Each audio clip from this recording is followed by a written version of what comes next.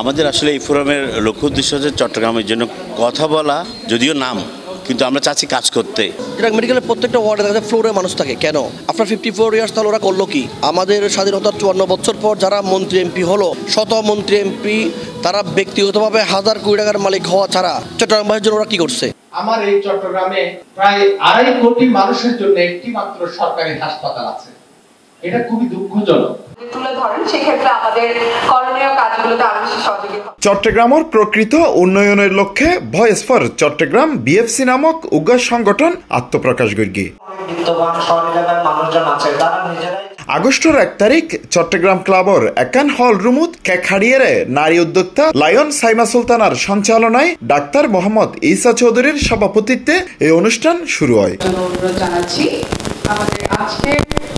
এই সময় সভাপতির বক্তব্যে ডাক্তার মোহাম্মদ ঈসা চৌধুরী চট্টগ্রামের বিভিন্ন সেক্টরের দুর্নীতি বন্ধলাই ভয়েস ফর চট্টগ্রামের বিশেষ ভূমিকা তাইব বলে হইয়ে। আমাদের আসলে এই ফোরামের লক্ষ্য উদ্দেশ্য হচ্ছে চট্টগ্রামের জন্য কথা বলা, যদিও নাম, কিন্তু আমরা চাচ্ছি কাজ করতে। যে কাজগুলো অতীতে কেউ এসে করে নাই, কেউ সাহস করে না, অথবা কেউ সংগঠিত, সবাই করতে চেয়েছে একা একা, কিন্তু একা একা তো আসলে হয় না। সংগঠিতভাবে আমরা কিছু পেশাজীবী, যে ডাক্তার, ইঞ্জিনিয়ার, লয়ার, ব্যাংকার, সবাই একসাথে আমরা আরো বিভিন্ন পেশার মানুষ আমরা একত্র হয়েছি। উক্ত অনুষ্ঠানত সংগঠনের সাধারণ সম্পাদক, আইনজীবী ও মানবাধিকার সংগঠক অ্যাডভোকেট মোহাম্মদ জালালউদ্দিন পারভেজ সংগঠনের আত্মপ্রকাশের গুরুত্ব এবং চট্টগ্রামবাসীর বিভিন্ন প্রাণের হতা তুলে ধরে। আমাদের স্বাধীনতার 54 বছর পর যারা মন্ত্রী এমপি হলো, শত মন্ত্রী এমপি, তারা ব্যক্তিগতভাবে হাজার কোটি টাকার মালিক হওয়া ছাড়া চট্টগ্রামবাসীর জন্য ওরা কি করছে?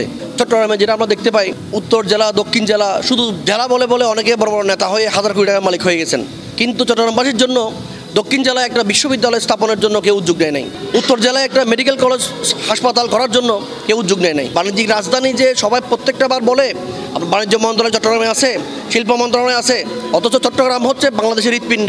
উক্ত অনুষ্ঠানত অন্যান্যের মধ্যে বক্তব্য রেখে C+ টিভির এডিটর ইন চিফ সাংবাদিক আলমগীর অপু। এই সময় তিনি চট্টগ্রাম মেডিকেল কলেজ হাসপাতালের পরিচ্ছন্নতা লইয়ের অব্যবস্থাপনা এবং চট্টগ্রামের বিভিন্ন সমস্যার হতা তুলে ধরে।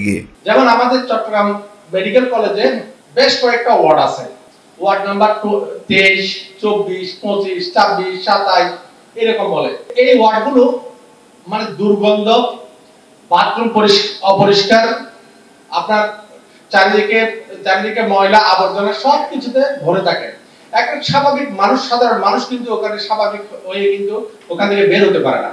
সরকারি কোনো কিছু বললেই বলে যে না, এখানে মানুষ নাই, এখানে পানি নাই, এখানে এটা নাই, সেটা নাই, আমাদের বাজেট নাই, অনেক কথা বলেন, কিন্তু সেটা তো আমরা পারি। এ সময় আরো বক্তব্য রেখে pro-VC professor doctor Shafiqul Islam, ব্যবসায়ী লায়ন সালাউদ্দিন আলী, সহযোগী অধ্যাপক doctor AGM Niazuddin, engineer Atikuzzaman বিল্লা, engineer Arif Hossain, advocate Nazrul Islam, doctor Hasanul বান্না, ইঞ্জিনিয়ার আব্দুল বাশার, ব্যবসায়ী আলতাফ হোসেন, ব্যাংকার আব্দুল্লাহ রাইহান সহ বিভিন্ন পেশাজীবী নেতৃবৃন্দ। এই সংগঠনের সাথে যুক্ত হয়েছি আমার বন্ধু ডাক্তার ঈসা মাধ্যমে। আমাদের যে মাদার বেসেস গুলো আছে, যারা ব্যবসায়ী আছেন, তারা জানেন একটি জায়গায় এসে কাজ করার জন্য সবাই সমবেত হয়ে ঐক্যবদ্ধ কাজ করার যে আত্মপ্রকাশ, এটি আজকে আপনাদের সামনে উপস্থাপন।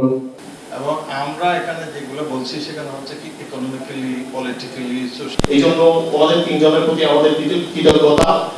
ভ্যাকসিনের সিরিয়াল মাধ্যমে অনেক ক্যান্সারের রোগী অকালে মৃত্যুবরণ করে।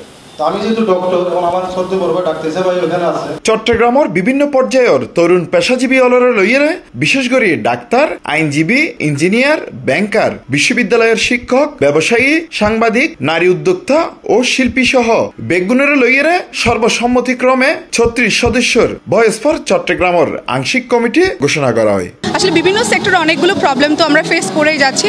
এখন নারীরা আসলে প্রতিটা সেক্টরে আছে, সেটা বলেন ডক্টর, ইঞ্জিনিয়ার এবং ফিল্ড ওয়ার্ক তো তারা করছে, পাশাপাশি বিভিন্ন প্রফেশনের সাথে তারা রিলেটেড, এবং সমাজে নানাভাবে কিন্তু নারীরা বিভিন্নভাবে গুরুত্বপূর্ণ ভূমিকা পালন করছে। অনুষ্ঠানত ডিনার শেষে মনোজ্ঞ সাংস্কৃতিক অনুষ্ঠানের মধ্যে দিয়ে সমাপ্ত করা হয়। Hossain Abbas, C+ TV, Chittagong.